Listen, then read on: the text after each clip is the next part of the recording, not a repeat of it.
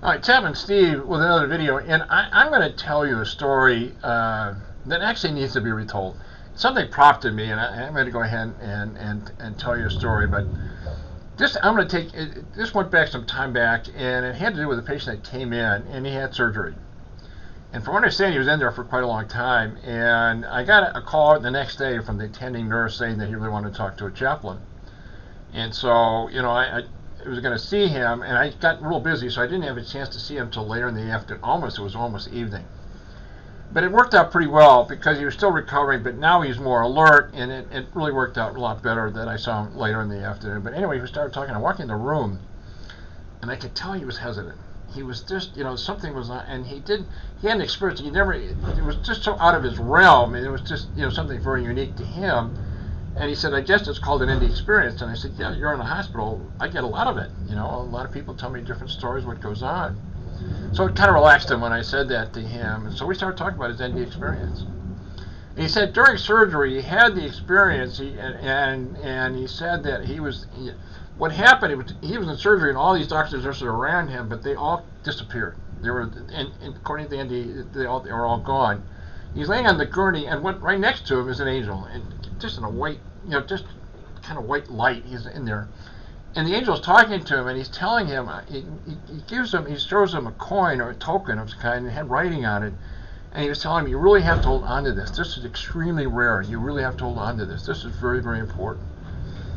And the patient's kind of looking, okay, and he accepts the token, and as soon as he accepts that token, he finds himself in hell. And he says all these demons were around, and they all knew what he had in his hand. They knew he had that token, that rare token. So they went after him, and they attacked him. And he said it seemed like a long period of time he was being attacked, and he was beating them. And then suddenly he sees on on top there, he sees three angels coming down, and they all just scattered.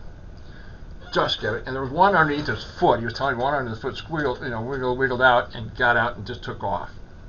So the three angels came down, and the one angel he recognized, gave him the token, and the angel came up to him. As soon as they were there, the whole environment changes. He's in heaven.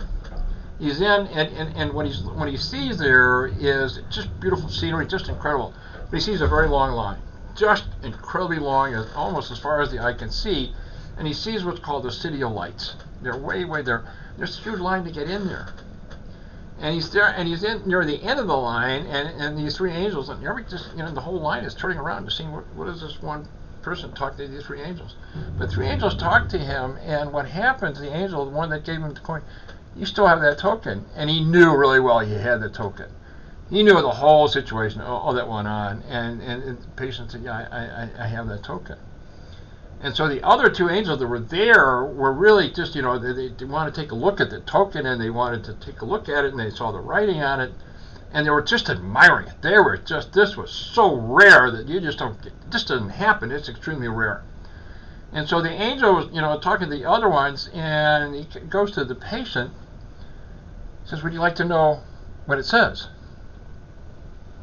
The patient says, yeah, I'd like to know, because he's really curious by now. He did all, and the demons, he was in hell, all the stuff went on, and he said, yeah, I would like to know why is this so rare? Why is this so important?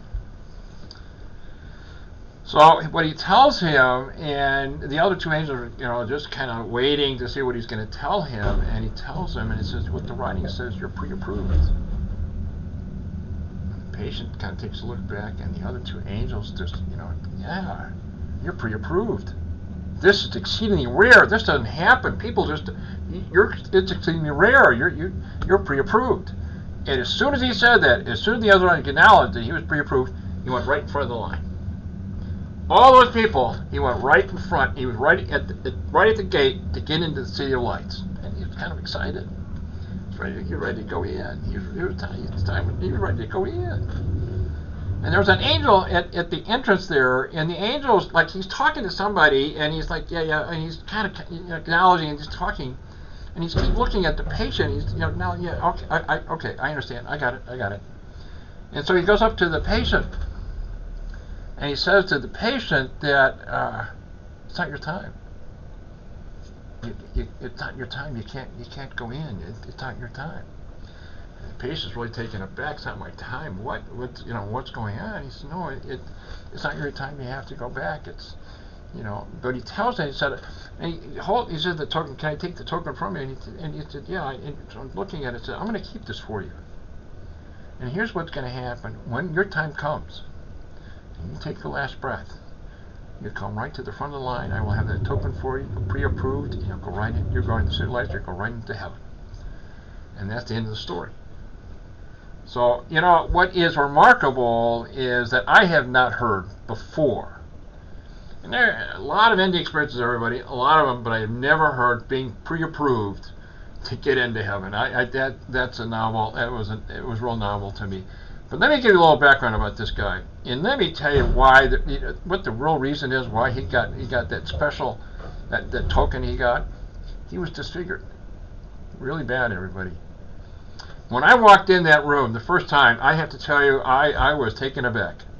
He was really disfigured. But that was his whole life, everybody. That's how he lived. He was disfigured. He was, can you imagine what he was? I mean, if you saw him, you'd fully understand just a terrible life he had to go through, all that stuff, And that was the feeling I got because he just had such a rough life. They approved him. He got through it. He was going through life. He ended getting through it, so they pre-approved him. But that's a story, everybody, and it's just a lot of stories, everybody. God, just a lot of NDE experiences, a lot of people, and some of them was, when people talk about their NDE experiences, they just think they're changed. And he was changed. He was just because there was more to the picture, and I'm kind of simplifying it down, the scenery, all the stuff that was going on there, and just the beauty of it. It was just really, and the love, that conditional love he was feeling, all kinds of stuff was going on. I didn't, include all that in the story, but, just talking about his, how he was really disfigured. And, sometimes I see people in the hospital that are disfigured, and sometimes it really takes your breath away. But I can fully understand with this one patient. In a way, he deserved everybody. He really was. It was a rough life for him, and he's getting through it. It wasn't his time. He's living his life, and from what I understand, he's doing okay.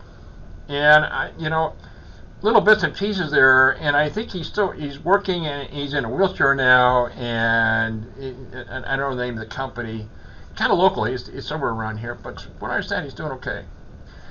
The NDE experience changed him. And we talked about this for other people in the experience, they're never the same. You're just not the same because it's such insight that goes on. And you find out, and I've said this many times, the universe is huge. There's so much going on. But let me go ahead. I'm going to end it here, and I appreciate your time. And good story, everybody. Just a good story, pre-approved.